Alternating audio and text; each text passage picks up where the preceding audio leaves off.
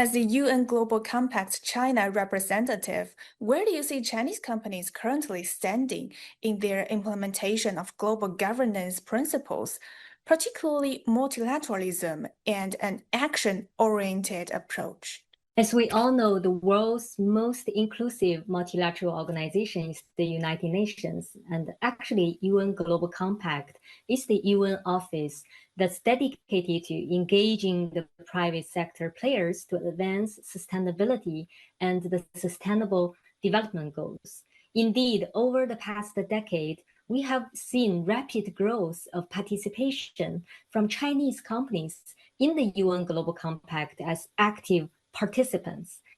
And these companies from China, including both Chinese national companies, big or small, or multinationals in China, they all have committed to universal principles of global compact rooted in UN conventions and international law. So really, by their participation itself, it demonstrates Chinese companies' support to multilateralism and the steps they are taking towards building a more sustainable global community. So here in China, UN Global Compact launched a significant report entitled Women at Work, Chinese Companies Taking Action on Gender Equality. The report incorporated numerous best practice stories and examples on how Chinese companies are empowering women at the workplace, marketplace, and in Chinese economy. So I personally have also observed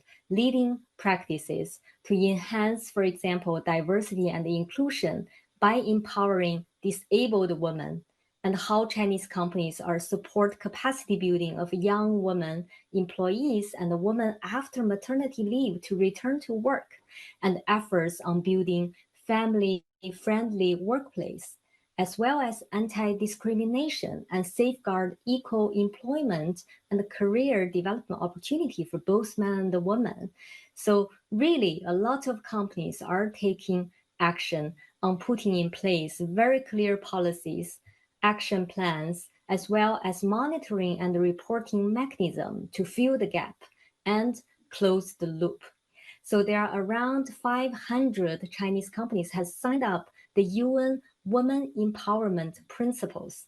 and they are disclosing their progress made on annual basis to enhance their commitments transparency as well. Of course, there are many similar examples in the areas of climate action and advancing circular economy, especially in transportation sector, for example, electric vehicle and EV battery industry, and others such as food,